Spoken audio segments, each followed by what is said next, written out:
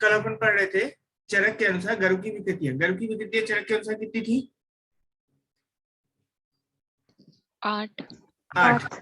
ठीक है। द्विरेता था, पौनेन्द्रिय था, संस्कारवाही था, नरसंड था, नाड़ीचंड था। याद करना सीक्वेंस में बड़ा सिंपल सा है, कोई बड़ी चीज नहीं है। द्विरेता, फिर इंद्रिय से रिलेटेड दो हो जाएंगे, पौनेन्द्रिय, संस्कारवाही, फिर नाड़ीचंड है, नरसंड है, वक्री है, ईर्ष्यादिति है और वातिक संड है। वातिक संड वाला थोड़ा सा याद नहीं रहता, लास्ट में भूल जाता है। द्विरेता का जो लक्षण था क्या था? बोलो। दोनों स्त्री और पुरुष के लक्षणों से युक्त होता है। पौनेन्द्रिय में क्या था? शुक्र की जगह वायु निकलती है। संस्कारवाही में क्या था?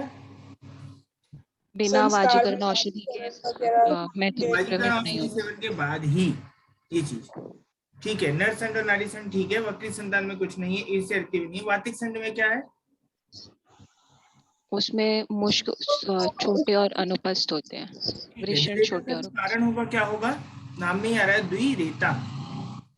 उसमें शुक्र और आर्तव संभाग में होते हैं। पौनेन्द्रिय में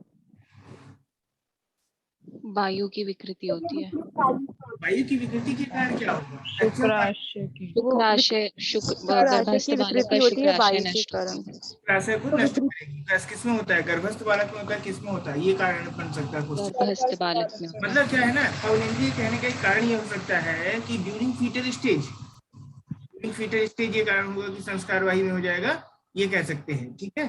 फिर इसका संस्कारवाही का कारण क्या होगा?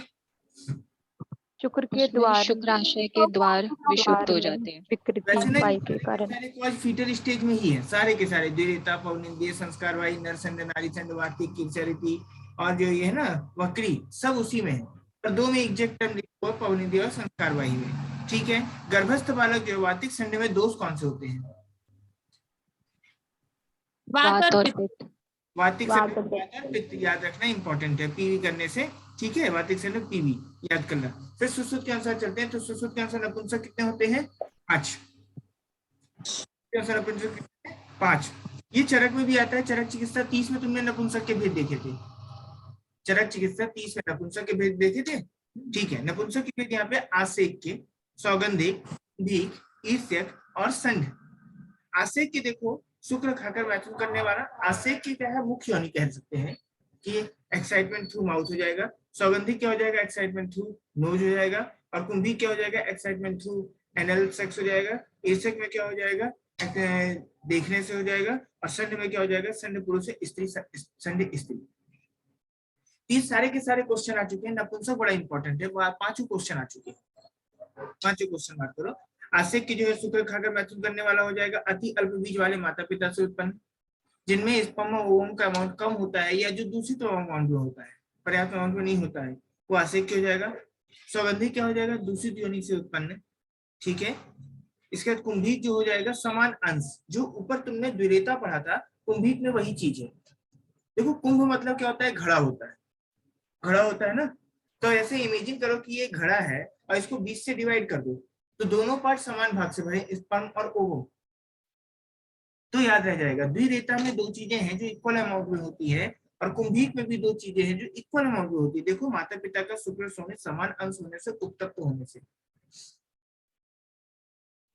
ठीक है ना? क्लियर? तो चरक का जो द्विरेता है, सुश्रुत का वही क्या है? कुंभीक। ईर्ष्यक, तो जो चरक में ईर्ष्या रक्ति करके आया था ना, वक्र ईर्ष्यालु संतान विकृति में, वो सुश्रुत में क्या आता है? ईर्ष्यक में आता है। दूसरे को मैथुन को देखकर स्वयं मैथुन में प्रवृत्त होना। ठीक है। मैथुन की इच्छा ना होने पर भी ईर्ष्या से अभिभूत होकर मैथुन करना। और जो संड हो जाएगा, ऊपर जो नारी संड था और नर संड था, वही चीज यहाँ पे संड पुरुष से संड स्त्री का सेम ही है। तो 3 जो है एग्जैक्ट मिलते हैं। अब इसमें आसेक के वगैरह का कोई कोरिलेशन नहीं मिलता है। ठीक है। तो यहाँ पे मुख पुरुष हो जाएगा। आसेक की वैसे भी ना मुख के लिए आता है, आस से।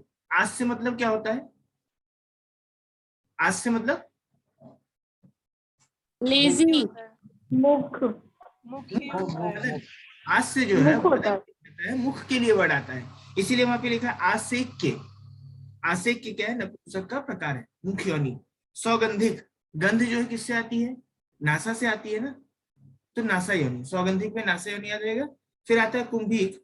कुंभीक गुदा के जैसे स्ट्रक्चर होता है, रेक्टम, उल्टा रेक्टम लटका है ना, रेक्टम ऊपर होगा, एनल द्वार नीचे होगा, तो उसी तरह जो घड़ा होता है वो भी उल्टा होता है, तो उससे इमेजिन करोगे। ईर्ष्या क्या हो जाएगा, देखने से, ईर्ष्या देखने से होती है ना, दूसरे की अच्छी कार देख लोगे तो जलन हो जाती है, तो ईर्ष्या हो जाएगा, दृग योनि के लिए आ जाएगा, और फिर संग हो जाएगा, दो प्रकार का हो जाएगा।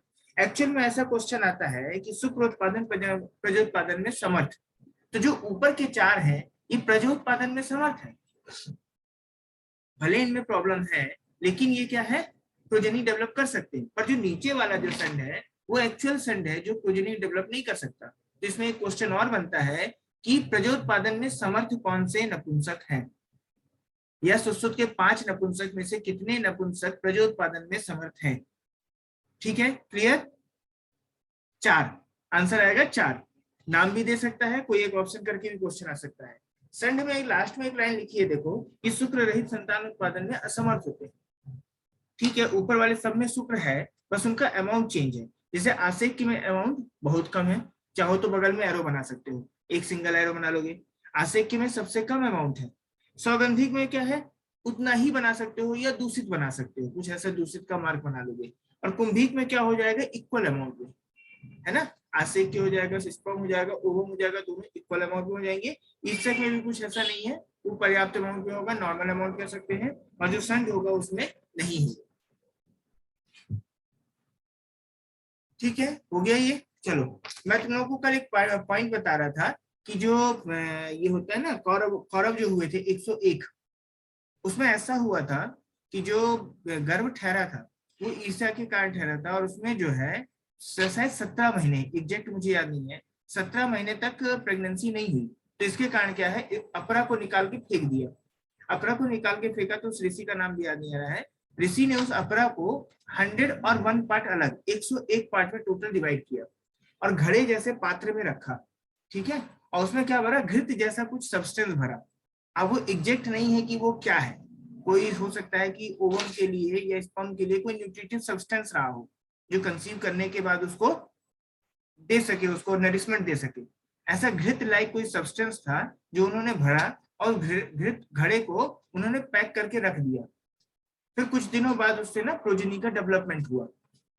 जैसे एक एक्सपेरिमेंट मैंने यूट्यूब में भी देखा था, अंडे की ऊपर की सेल को निकाल दिया था, तो जो उसकी मेम्ब्रेन थी, अंडे की जो मेम्ब्रेन थी, सेल मेम्ब्रेन थी, वो उसके थ्रू उसको देख रहा था, वो पीला पीला था। धीरे धीरे उसमें रेडिश कलर की वेन्स डेवलप होने लगी, वेन डेवलप होने के बाद उसमें ऑर्गन डेवलप होने लगे। शायद यही कुछ उस समय भी होता रहा होगा। तो वो जो कहलाता है टेस्ट ट्यूब का फर्स्ट टाइप एग्जाम्पल कहलाता है, फर्स्ट टेस्ट ट्यूब एग्जाम्पल कहलाता है। वो जो है मौलाना आजाद के कोई एक डॉक्टर थे, उन्होंने उस पर एक्सपेरिमेंट किया था महाभारत के समय जाके, उसका वो कुछ इकट्ठा किया होगा, और उन्होंने बताया कि इस तरह की प्रोसेस हो सकती है। इसी पे मैंने प्रेजेंटेशन भी किया था। एक और कंडीशन आती है कर्ण की। कर्ण का तुमने सुना होगा कि वो सूर्य से उत्पन्न हुआ, ठीक है ना, लेकिन विदाउट पॉपुलेशन का एग्जाम्पल है, विदाउट कंसीव का एग्जाम्पल है, केवल ओवम के थ्रू। अब ये कैसे होता है ये नहीं मालूम, लेकिन इसका भी, ये भी एक टेस्ट ट्यूब का ही एग्जाम्पल कहलाता है, जिसमें विदाउट स्पर्म कंसीव किया जा सकता है या डेवलप किया जा सकता है, उसका एक एग्जाम्पल है। ठीक है, भविष्य में इसमें हो सकता है वर्क हो और ये बात तो क्लियर हो। आगे देखो, मतलब ये चीजें काल्पनिक नहीं है कि ये सिर्फ एक कहानी है कि ऐसा बोल दिया गया, इनमें साइंटिफिक एविडेंस है। ठीक है, नेक्स्ट पेज में आओ। गर्भ का मासानुमासिक क्रम बहुत इंपॉर्टेंट है और आसानी से याद हो जाता है। स्टार्ट करें।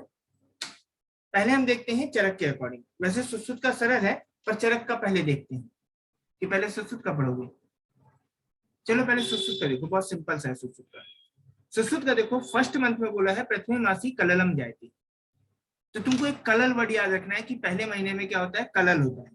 कलल का मतलब क्या होता है ना, कुछ एक गोल सा गेंद सा कोई स्ट्रक्चर बन गया। एग्लूटिनेशन रिएक्शन कह सकते हो कि स्पर्म मिला और ओवम मिला और दोनों में मिलके एग्लूटिनेशन रिएक्शन हो गई। एक्चुअल में जो स्पर्म होता है, ओवम होता है, ये हमारी बॉडी में रहता है लेकिन हमारे ब्लड के कांटेक्ट में नहीं होता।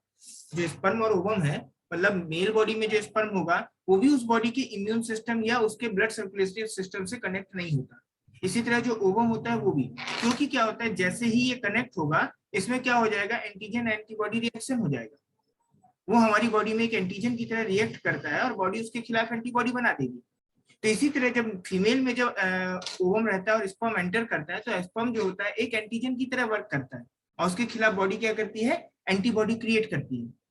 तो जब वो नहीं क्रिएट कर पाती है तो कंसीव हो जाता है, बच जाता है तो कंसीव हो गया। इसीलिए तुमने सुना होगा कि 8वें मास में ओज अस्थिर होता है, क्योंकि उस समय कंडीशन क्या होती है ना, जो मदर का इम्यून सिस्टम होता है उसे बॉडी क्या करती है, सप्रेस करती है, क्योंकि यदि वो सप्रेस नहीं करेगी तो क्या करेगी, जो गर्भ होता है उसको वो डिस्ट्रॉय कर देगा इम्यून सिस्टम। इसलिए जो कहते हैं कि ओज अस्थिर होता है। 8वें में सुना तुमने टर्म ओज अस्थिर होता है, कभी माता में यस सर। कभी में। तो इसका कारण ये यस सर। कभी माता का इम्यून सिस्टम स्ट्रांग रहता है, कभी मदर का इम्यून सिस्टम स्ट्रांग रहता है, और जिसका स्ट्रांग रहता है वो बचाते हैं। इसलिए 8वें मंथ में डिलीवरी कठिन होती है। तो प्रथम मासी कललम जाते, पहले मास में क्या हो जाएगा, कलल, केवल स्पर्म और ओवम का एक गांठदार स्ट्रक्चर बन जाएगा। इसमें एक लक्षण लिख सकते हो, सिंघाड़क प्रख्या बुदबुद आकार। सिंघाड़क प्रख्या मतलब सिंघाड़े के समान सफेद दिखता होगा और बुदबुद के समान गोलाकार होगा। सिंघाड़क प्रख्या बुदबुद आकार लिख लिए।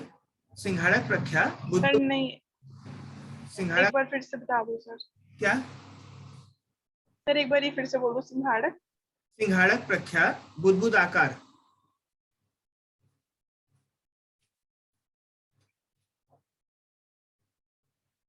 सिंघाड़क प्रख्या बुदबुदाकार। वीडियो ऑन करो प्रियंका, पवन, ऋचा। दूसरे टर्म में आता है, अब देखो यहाँ पे ना एक तरह से कहा जाए कि सेक्स डिटर्मिनेशन हो जाता है। ये अपने में कहा जा सकता है सेक्स डिटर्मिनेशन। तो सेक्स दो प्रकार का हो सकता है, तो तुम यहाँ पे मान सकते हो, पिंड हो जाएगा, पेशी हो जाएगा, अर्बुद हो जाएगा। तो पास से पिंड हो जाएगा वो पुरुष के लिए हो जाएगा। शिवलिंग होता है ना, पिंड होता है ना, उसे मेल स्ट्रक्चर की तरह काउंट किया जाता है। तो यहाँ पे पिंड जो हो जाएगा पुमान पुरुष के लिए, पेशी जो हो जाएगा स्त्री के लिए। फीमेल कैसी होती है, पतली दुबली सी होती है, तो उसे पेशी से कोरिलेट कर लेंगे। और अर्बुद क्या हो जाएगा, नपुंसक। ठीक है, ये क्वेश्चन भी आता है कि पिंड किसके स्ट्रक्चर है, पेशी किसके स्ट्रक्चर है, अर्बुद किसके स्ट्रक्चर है। दूसरे में, तीसरे मास में क्या होता है, तत्र तृतीय हस्तपाद शेषम पंचपिंडिका विवर्तन्ते। तीसरे मंथ में हस्तपाद बन जाते हैं। जो एक छोटी सी बॉल थी ना, उसमें ना 5 स्ट्रक्चर डेवलप हो जाती है। एक छोटा सा ऊपर हेड की एक बड निकल आती है, दोनों हाथ की बड निकल आती है और पैर की बड निकल आती है। तो 5 स्ट्रक्चर डेवलप हुए। कब हुआ, अब देखो अगला स्टेज क्या होगा, ये 3rd मंथ में आ जाता है। हस्त पाद सिर साम, दोनों हाथ की बड हो गई, दोनों पैर की बड हो गई और सिर की बड हो गई। तो 5 बड हो गई, तो पंचपिंडक बन गया। बन गया ना पंचपिंडक। कब बनेगा, ये तीसरे मास में बनेगा। ठीक है, जब पंचपिंडक बनेगा तो अंग विभाग सूक्ष्म हो गए। जो ऊपर का बड होगा वो सिर लगाएगा, जो दोनों साइड के बड होंगे वो हाथ के जैसे होंगे, और जो नीचे के बड होंगे वो पैर के जैसे। तो एक सूक्ष्म अंग विभाग बन गया ना, अंग विभाग सूक्ष्म। ठीक है, अब इसी तरह देखो चौथे मास में देखो, चतुर्थे सर्वांग प्रत्यंग विभाग प्रभक्तो। इसमें एक टर्म लिखा है अंग प्रत्यंग, समझना 2 शब्द हैं, ये एक ही साथ हम पढ़ जाते तो ध्यान नहीं देते। सर्वांग प्रत्यंग विभाग प्रवृत्तो। अंग मतलब होता है जो हमारे हाथ पैर सिर और ये चीजें आती है ना, बॉडी मिडिल ट्रंक आएगा, ये सब कहलाता है अंग। लेकिन इसके जो ऑर्गन्स होते हैं, जैसे फुफ्फुस हो गया, लीवर हो गया, किडनी हो गया, ये सब कहलाते हैं प्रत्यंग। आंख हो जाएगी, कान हो जाएगी, नाक, ये सब क्या कहलाते हैं, प्रत्यंग। आगे पढ़ेंगे। तो इसीलिए यहाँ पे सुश्रुत ने एक टर्म दिया, चतुर्थे सर्वांग। सर्वांग में अंग आ जाएगा, सर्व अंग और प्रत्यंग, 2 वर्ड मार्क करना, ध्यान देना। हाँ, प्रत्यंग विभागो प्रवक्तो। प्रवक्तो मतलब हो जाएगा जो पहले सूक्ष्म थे उससे कुछ इनलार्जमेंट हो गया, मतलब क्लियरनेस आने लगी, क्लियरनेस आने लगी। ठीक है, अब इसी के बाद देखो 7वें महीने में देखो, 7वें महीने में एक टर्म लिखा है, सप्तमे सर्वांग प्रत्यंग विभागा प्रवक्तरः। डिग्री होती है ना, 1st degree, 2nd degree, 3rd degree, पढ़ते हो ना इंग्लिश में। ये वही चीज है, जैसे गुड बेटर बेस्ट पढ़ते हो, तो यही चीज है, सूक्ष्म प्रवक्तो प्रवक्तरः। अच्छा, 3 + 4 कितना होगा, 7। 7 हो ना। तो तीसरे मंथ में आ रहा है, तीसरे मंथ में सूक्ष्म हो रहा है, चौथे मंथ में प्रवक्तो हो रहा है और 7वें मंथ में प्रवक्तरः हो रहा है। 3 + 4 हुआ, याद रहेगा। अलग साइड में लिख लेना, तत्र अंग विभाग सूक्ष्म, फिर चतुर्थे सर्वांग प्रत्यंग विभागो प्रवक्तो, फिर उसका हो जाएगा सप्तमे सर्वांग प्रत्यंग विभागो प्रवक्तरः। ठीक है, प्रवक्तरः, क्लियर। फिर इसका देखो चौथे महीने में हृदय आता है। हृदय में चैम्बर कितने होंगे? 4। तो कौन से मंथ में डेवलप होगा? चौथे मंथ में, याद रखने के लिए, हाँ, कोई कारण नहीं है उसका। चौथे मंथ में हृदय डेवलप होगा, चौथे में। पांचवें में क्या होता है? पंचमे मनः प्रति बुद्धितरम भवति। पांचवें में मन डेवलप हो जाता है। मन का प्रादुर्भाव कब होता है? 5वें महीने में होता है। इसके लिए कुछ ऐसा कोरिलेशन नहीं है। पंचमे मनः बस याद कर लेना, प्रति बुद्धितरम, मन जो हो जाएगा 5वें में हो जाता है। ठीक है, षष्ठे बुद्धि है ना, षष्ठे बुद्धि प्रवृत्तरः भवति, पूरा कोटेशन है, जरूरत नहीं पूरा कोटेशन की, षष्ठे बुद्धि याद कर सकते हो। 6वें महीने में बुद्धि आएगी, तो छक्कों की बुद्धि, ऐसा करके याद रखना। ठीक है, 7वें में जब हम जाते हैं तो प्रवक्तरः तुमने पहले ही पढ़ लिया था, तो अंग विभाग पूर्णतः विभक्त व स्पष्ट हो जाएंगे। ठीक है, समझ में आ गया। 8वें महीने में ओज अस्थिर होता है, आ से 8, आ से ओज, ओज कब अस्थिर होगा? 8वें में, मैं कारण पहले समझा चुका हूँ। और जो 9वें में क्या होगा? प्रसव काल होगा। तो 9, 10, 11, 12 माह तक उन्होंने सामान्य बोला। सुश्रुत ने बोला कि 9वें मंथ से 12 मंथ तक मैं संभाल सकता हूँ, कोई दिक्कत नहीं, सर्जरी करके निकाल लेंगे, है ना। तो 9, 10, 11, 12 माह सामान्य, लेकिन 12 माह के बाद आता है तो विकृति होगी। ठीक है, अब तुमको ना समझ में आ गया। फर्स्ट मंथ में क्या होगा? कलल। दूसरे मंथ में क्या होगा? पिंड पेशी पिंड पेशी और अर्बुद। होगा?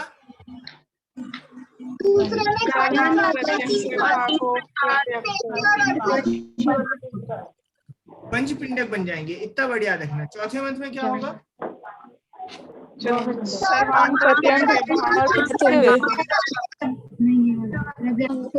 विभाग सूक्ष्म हो जाएंगे। ठीक है, और एक और चीज का डेवलपमेंट होगा जो बहुत इंपॉर्टेंट है, हृदय। मंथ में क्या होगा? मन, 5वें में मन की, मन का डेवलपमेंट हो जाएगा। 6वें मंथ में क्या होगा? बुद्धि बुद्धि बुद्धि हो जाएगी। और 7वें मंथ में क्या होगा?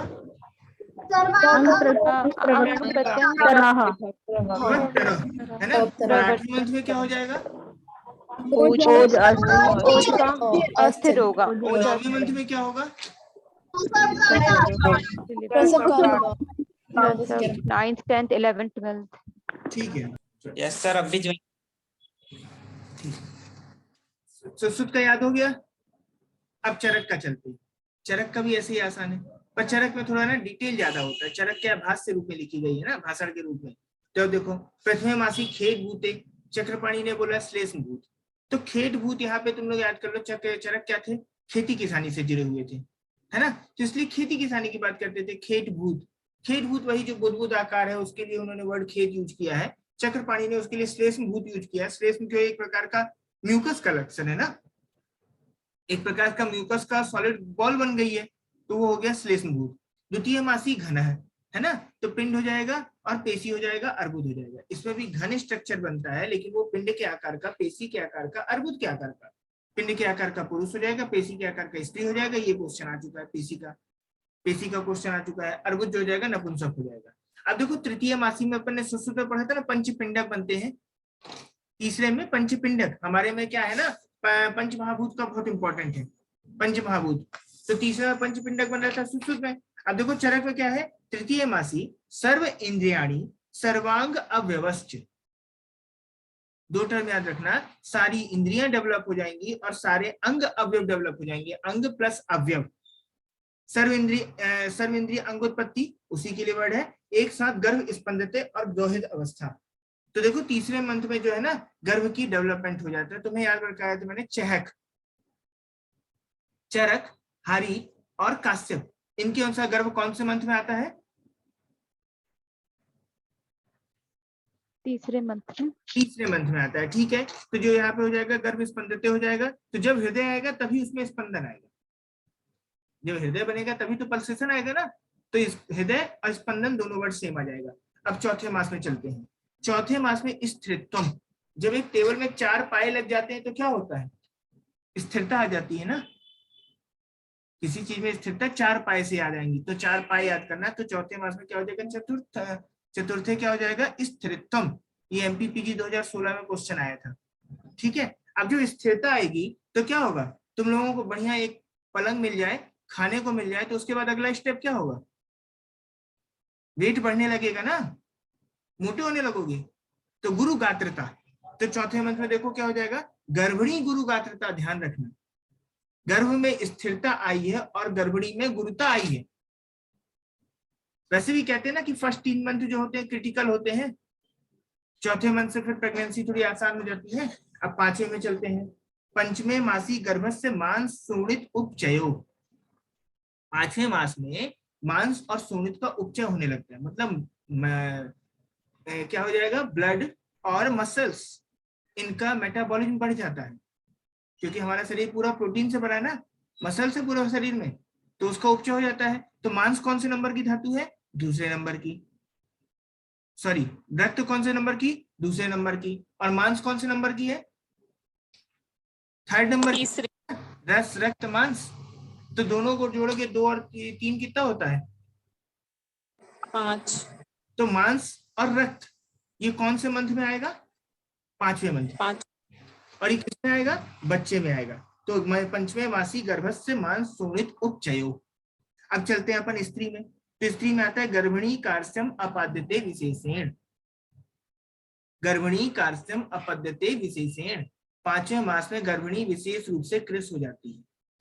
ये क्वेश्चन मेरा बहुत गलत होता था, एक जैसे तुम्हें अगस्त तंत्र में पढ़ाया था, 5वें मंथ में क्या होता है, वेगानुसार चिकित्सा क्या है 5वें मंथ की,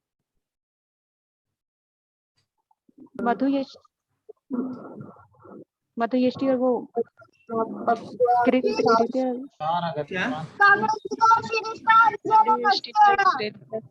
आवाज नहीं आ रही है तुम्हारी सही, अंजन और नस्य चरक के अनुसार विश्वेग में, एक पास से बोलो आवाज के अकॉर्डिंग।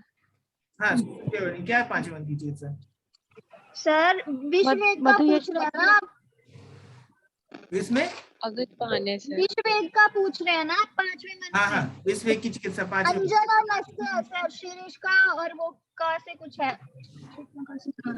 उससे अंजन है, अंजन और नस्य 5वें में। और भी कुछ, क्या मधुयष्टि को हाथ आया था, यस सर, मधु अंजना आकांक्ष नस्य का सुश्रुत आया था? में तीसरे विग में कहा है। हाँ तीसरे शिष्ट में, की ना, चरक की बात कर रही हूँ, चरक की 5वें खुला। चरक की बताओ, मधुयष्टि क्वाथ और काकांड स्वरस आया था, हाँ मध्ययष्टि का और काफी पकांड स्वर बोला था तुम्हें पंकजा मुंडे। था। देखो इसमें से ना केवल एक सिप्पी को याद आ रहा था, और मैं तुम्हें बता रहा ये चीज भूल जाती है, पता नहीं क्यों याद नहीं रहती। उसी तरह ये 5वें मंथ है ना चरक का ये वाला पोर्शन, ये भी भूलता है, गर्भिणी कार्सम अपाद्यते 5वें मंथ में, पंकज मैंने इसमें भी याद किया था, 5वें मंथ में क्या हो जाएगा, कृष्णा आएगी, बहुत भूलता है, पता नहीं क्यों भूलता है, मुझे ये याद ही नहीं रहता था, पंकज बनाया तब से फिर नहीं भूला ये, गर्भिणी कार्सम अपाद्यते विशेष है। अच्छा एक चीज है, देखो ये क्या है, गर्भ है, और ये क्या है, गर्भिणी है। अब इस गर्भ को नरिशमेंट कहाँ से मिलेगा, माता से मिलेगा। अभी यहाँ से मांस और रक्त जब गर्भ खींच रहा है तो माता में क्या चीज होगी, मांस और रक्त की कमी आएगी ना, तो मांस रक्त की कमी के कारण ही तो कृष्णा आएगी ना, मांस रक्त की कमी के कारण। तो ये 2 कॉन्सेप्ट याद रखना, ये जितना भी यहाँ पे चरक में चलेगा ना, तो गर्भ में जो सिम्टम आएंगे उसका जस्ट अपोजिट सिम्टम गर्भिणी में आएगा। जैसे देखो चौथे मास में स्थिरत्व आया था, तो गर्भिणी में गुरु गात्रता आ रही थी। 5वें में क्या हो जाएगा, मांस उपचय है, तो गर्भिणी में कृष्णा आ जाएगी। 6वें में देखो लिखा है 6वें मासी गर्भस्थ बल वर्ण उपचयो। अब देखो जो मांस होता है और रक्त होता है, तो जो मांस होगा, रक्त होगा, वो क्या करता है, शरीर में वर्ण देता है। तुमने पीछे कहीं पढ़ा था, रक्त धातु जो होती है वर्ण के लिए, तत्र आसे जहां, अभी पच्चमानस क्षीर सेव संतानिका पढ़े थे। तो जो रक्त धातु है वो क्या करेगी, वर्ण के लिए रिस्पॉन्सिबल होगी, और जो मांस धातु होगी वो बल के लिए रिस्पॉन्सिबल होगी। अगर मेरे मसल्स ज्यादा होगी तो बल ज्यादा होगा ना, मसल्स कम होगी तो बल कम होगा। तो मांस और सोनित, तो 2 सिम्टम, तो सोनित से वर्ण आएगा और मांस से बल आएगा। तो षष्ठे मासी गर्भस्य बल वर्ण उपचयो, जब बच्चे का गर्भ और वर्ण और बल बढ़ रहा है तो माता में क्या इफेक्ट आएगा, क्या लिखा है देखो, गर्भिणी बल वर्ण हानिम, समझ गए उसका अपोजिट सिम्टम। फिर चलते हैं अपन सातवें मास में। आओ, सप्तमे मासी सर्व गर्भ भावई राप्य। सातवें मास में गर्भ सभी भावों से आप्य हो जाता है, सारे भाव आ जाते हैं, इसीलिए सातवें मंथ में डिलीवरी पॉसिबल हो जाती है। सातवें मंथ में डिलीवरी होती है ना, तुमने देखा होगा छठवें मंथ में जो डिलीवरी हो जाती है इंक्यूबेटर में रखते हैं, उसके बाद भी वो बच्चा सर्वाइव नहीं करता है, पर सातवें मंथ में अगर डिलीवरी होती है इंक्यूबेटर में रखा जाता है तो वो सर्वाइव कर जाता है। ये कारण होता है सप्तमे मासी गर्भ सर्वभावी राप्य है। और जब गर्भ सभी भावों से आप्य हो जाएगा तो गर्भिणी पे क्या इफेक्ट पड़ेगा? गर्भिणी क्लांत हो जाएगी, क्योंकि उसके सारे भाव तो खींच लिए, तो गर्भिणी क्लांतमा, देखो लिखा है गर्भिणी सर्वकारयी क्लांतमा। ये क्वेश्चन आ चुका है जामनगर में, गर्भिणी सर्वकारयी क्लांतमा। फिर आठवें मास में ओज अस्थिर, ये सारी दुनिया यही बोलती है आठवें मास में। प्रसव काल कितना हो जाएगा? 9 से 10 माह। चरक बोले 9 से 10 माह तक ही संभाल सकते हैं, क्योंकि उसके आगे सर्जरी की जरूरत है, चरक के बस की बात नहीं है ना, तो चरक ने 10 माह तक बोला, सुश्रुत 2 माह कम। ठीक है, अब अपन को देखते हैं, याद हो गया। चलो, चरक का पहले मंथ में क्या आएगा? चक्रपाणि ने क्या बोला? चक्रपाणि ने श्लेष। दूसरे मास में क्या आता है? पिंड पुरुष पेशी। पिंड पेशी अर्बुद। पिंड तीसरे मास पेशी में और क्या बनता है? अर्बुद। तीसरे मास में सर्व इंद्रियां अंगों की उत्पत्ति होती है और 2 हृदय भी। ठीक है, 2 हृदय आ जाता है। चौथे मास में क्या होता है? स्थिरता आती है और गर्भिणी गुरु गात्रता। ठीक है, गर्भ में स्थिरता आ जाएगी और गर्भिणी गुरु गात्रता हो जाएगी। पांचवें मंथ में क्या हो जाएगा? पंकज गर्भिणी कार्श्यम। गर्भिणी में क्या होगा? गर्भिणी कार्श्यम अपाद्यते। ठीक है, अपन छठवें महीने में चलते हैं तो गर्भ में क्या होगा? वर्ण का उपचय होगा। गर्भ से बलवर्ण उपचय हो, तो फिर गर्भिणी में क्या होगा? गर्भिणी बलवर्ण हानि। ठीक है, सातवें महीने में क्या होगा? सारे पुष्टि हो जाएगी। गर्भ जो है सारे भावों से आप्त हो जाएगा। गर्भ सर्व भावई राप्य, और गर्भिणी क्या हो जाएगी? वो उदास अंततमा। ठीक है, अब इसके बाद 8वें महीने में चलते तो क्या होगा? ओज अस्थिर। और 9वें मंथ में क्या हो जाएगा? काल आ जाएगा। ठीक है, प्रसव काल कितना होगा? 9 से 10 माह। तो चरक और सुश्रुत 2 चीजें याद हो गई। किसी को कोई दिक्कत है? मार्क तो इसमें सब कर लेना, सारे वर्ड आ चुके हैं, कोई छूटा ही नहीं है। अगर स्पेसिफिक मार्क करना है तो चरक में मार्क्स कर लो, द्वितीय मास पूछा जा चुका है, तृतीय मास में सर्वांग अवयव मार्क कर लो, ये आ चुका है, दोहद पूछा गया है, चौथे मास में स्त्रीत्वम भी आया है, गर्भिणी गुरु गात्रतम भी आया है, पांचवें मास में मान शोणित उपचयो भी पूछा है, और कार्श्यम अपाद्यते विशेषण भी पूछा है। अपाद्यते विशेषण अलग से लिख लेना। और छठवें महीने में नहीं पूछा, सातवें मंथ में पूछा, सर्व भावई रापय क्लांतमा। क्लांतमा वर्ड आया गर्भिणी के लिए, क्वेश्चन आया है। 8वें मास में ओज स्थिर होता है, ये क्वेश्चन आया है। और 9वें मास में 9-10 माह बाद विकृति होती है, ये क्वेश्चन आया है। वैसे इसमें ना सारे वर्ड आ चुके हैं, कोई ऐसा नहीं है, मैंने इतने मार्क किए हैं तो इतने ही है, बाकी बहुत सारे आ चुके हैं। ठीक है, सुश्रुत में तुमको मार्क करना है तो कलन मार्क करो, पंचपिंडक मार्क करो, हस्तपाद शीर्षांग पंचपिंडक। फिर इसके चौथे मास में प्रवक्तो मार्क करो, दोहृद मार्क करो। फिर 5वें में मन का प्रादुर्भाव मार्क करो, 6वें में षष्ठे बुद्धि, और इधर कुछ ऐसा क्वेश्चन नहीं आया। ठीक है, एक चीज अगर लिखना है तो सुश्रुत के अनुसार चेतना का प्रादुर्भाव चौथे मंथ में होता है। याद रखना, जब हृदय आएगा तभी चेतना आएगी, जब हृदय आएगा तभी चेतना आएगी। चरक में तीसरे मंथ में हृदय आ रहा था तो तीसरे मंथ में चेतना का उद्भव था। स्पंदते थे ना, गर्भ स्पंदते, वहां चेतना वर्ड नहीं आया था, गर्भ स्पंदते आया था। सुश्रुत में आता है चेतना। ठीक है, भाव प्रकाश के अनुसार हृदय कौन से मंथ में आएगा? तुक्का मारो। तृतीय में तो नहीं आएगा। तृतीय में नहीं चार में है, पांचवी है, चौथे में सुश्रुत और भाव प्रकाश। क्या है? सुश्रुत और भाव प्रकाश में क्या है? चौथे मंथ में। क्या? चौथे मंत्र में दो हृदय। अरे जो सुश्रुत बोलते हैं ना वही सारंगधर बोलते हैं और उसी को डिटेल भाव प्रकाश करते हैं। तो अगर तुम्हें तुक्का मारना हो ना तो कभी चरक में मत जाना। जो सुश्रुत बोलेंगे, सुश्रुत के बोलने के बाद 13वीं शताब्दी में सारंगधर आए लघुत्रयी में, तो वो उन्हीं की बातों को छोटा मोटे शब्दों में बोल देते हैं या फिर उन्हीं के शब्द उतार देते हैं। और जो भाव प्रकाश आए थे उन्होंने सारंगधर को ही डिटेल किया था। तो इसलिए सारंगधर और भाव प्रकाश, इनके कोड, इनके कॉन्सेप्ट तुम्हें लगभग सेम मिलेंगे। तो चौथे मास में हृदय की उत्पत्ति बताई भाव प्रकाश ने, मार्क कर लो। भाव प्रकाश ने चौथे मास में हृदय की उत्पत्ति है। तो श्लोक अगर लिखना है तो लिख लो, गर्भ हृदय प्रविभक्त,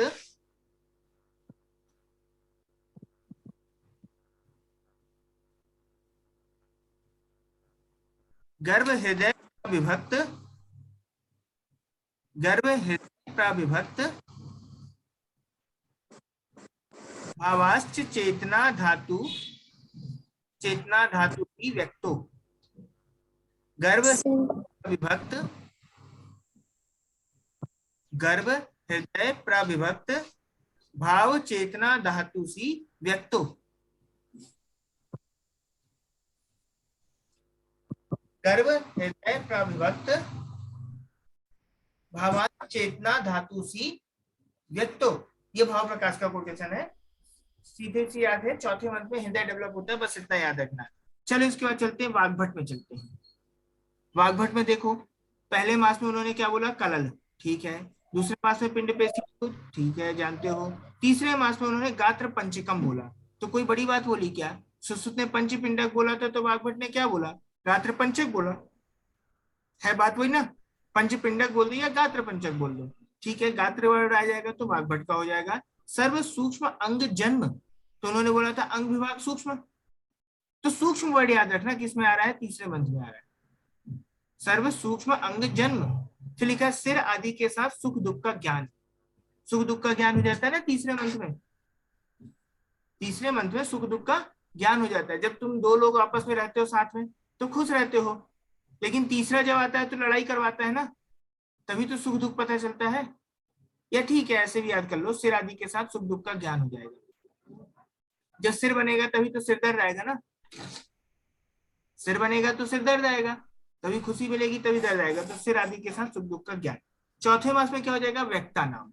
जो सुश्रुत ने बोला था प्रवक्तो, इन्होंने बोला था व्यक्त अंगा नाम, अंग सूक्ष्म, फिर व्यक्त अंगा नाम। पांचवें में बोला चेतनाश्रय पंचमी। चेतना का आशय क्या है, आशय मतलब घर, चेतना का घर क्या है, हृदय, हृदय, क्या है, मन, हृदय, क्या, हृदय नहीं, मन, मन मान रहे हैं यहाँ पे। चेतनाश्रय पंचमी, जो मनःपति भवती पढ़े थे पांचवें मंत्र में, तो चेतनाश्रय पंचमी, चेतना कब आएगी, पांचवें मास में, ठीक है। इसका चलते हैं छठवें मास में। छठवें मास में देखो 7 चीजें आ रही हैं, स्नायु, सिरा, रोम, बल, वर्ण, नख व त्वचा। एस से ही स्टार्ट हो रहा है छठवां मंत्र, और एस से स्टार्ट हो रहा है। स्नायु फॉर एस, सिरा फॉर एस, रोम, बल, वर्ण, नख व त्वचा, ये सब चीजें कब आती हैं, छठवें मंत्र में। मार्क करो, इंपॉर्टेंट है। स्नायु, सिरा, रोम, बल, वर्ण, नख व त्वचा क्वेश्चन आ चुका है। फिर सातवें मास में देखो, सर्वे सर्वांग संपूर्णो भावे पुष्यति सप्तमी। सातवें मास में सर्वांग डेवलप हो जाता है फिर से। भाव मेन इंपॉर्टेंट है, उसमें आता है सर्व भावे रापे आया था, यहाँ पे आता है सर्वांग संपूर्णो भावे पुष्यति। सर्वांग संपूर्ण, अंगों की बात भी की, ठीक है। संपूर्ण जो भाव आएगा ना, संपूर्ण भाव, यांग आएगा, भाव आ जाएगा तो समझ जाना सातवें मंत्र की बात चल रही, किसी का भी हो। अगर भाव की बात की तो सातवें मास में हो जाएगा, ठीक है। फिर इसका 8वें में ओज स्थिर हो जाएगा, और 9वें में इनका जो हो जाएगा प्रसव काल हो जाएगा। 9, 10, 11, 12 सामान्य हो जाएंगे, सुश्रुत को फॉलो करते हैं। इस संग्रह की हृदय है, कौन से होंगे ये, हृदय फॉलो करते हैं कि संग्रह, संग्रह, संग्रह, ये संग्रह होंगे, है ना, ठीक है। इसमें एक टर्म आता है रोम, तो रोम के लिए लिखो चहवा, चहवा, चरक, हारित और वाग्भट। चरक, हारित और वाग्भट 346। चरक का तीसरे मंत्र में आता है, हारित का चौथे मंत्र में आता है, वाग्भट का छठवें मंत्र में आता है। चहवा, चरक, हारीत और बाघभट 346, 346 एक नंबर याद रखना, ठीक है। अच्छा, तुमने जो अगध पान देखा था कौन से मंथ में नहीं कराते हैं सुश्रुत के अनुसार? वो कौन से मंथ में नहीं कराते हैं? 2, 6 और 7। 267 में दूसरे में, छठवें में और सातवें में नहीं कराते, बाकी सब में अगध पान का रखा है ना। इसी तरह यहाँ देखो 346 याद कर लेना, ठीक है। अब चलो बताओ, इसमें देखो 2-3 चीज याद है। तीसरे मंत्र में सर्व सूक्ष्मांग जन्म, चौथे मंत्र में क्या हो जाएगा? अंग व्यक्ता नाम, व्यक्ति अंगा नाम। पांचवें में क्या हो जाएगा? चेतनासस्य पंचमे। छठवें में क्या हो जाएगा? स्नायु सिरा बल वर्ण रोम नख। और सातवें में तो सबका समान होता है, आठवें में सबका इक्वल होता है, नौवें में भी सुश्रुत के अकॉर्डिंग होगा। तो कुछ अलग ही क्या हुआ? कौन सा याद करना है तुम्हें? गात्र पंचकम एक वर्ड याद करना है तीसरे में, सर्व सूक्ष्म जन्म याद करना है तीसरे में ही, चौथे में क्या हो जाएगा? व्यक्तिंग का नाम हो जाएगा,